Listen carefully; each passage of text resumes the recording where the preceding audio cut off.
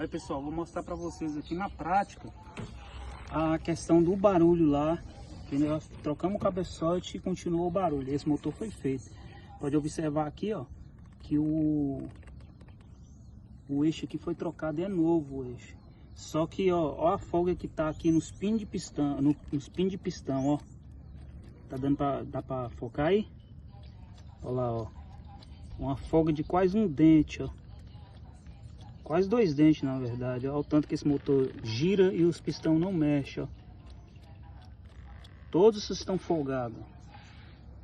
Além da folga de camisa, olha o tanto que tá folgado os pinos de pistão, ó. Vamos estar ajustando agora esse serviço aí e vou mostrar para vocês como vai ficar o motor justinho e com funcionamento 100%.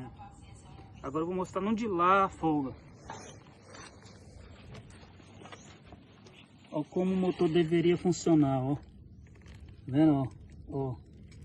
Só de você movimentar aqui, você já percebe que os pistão eles se movimentam. E o de lá não, o pistão fica parado. Esse movimento aqui, o pistão já tá funcionando, ó. Entendeu? Esse aqui não tem folga. Agora o de lá, eu vou estar mostrando para vocês depois funcionando.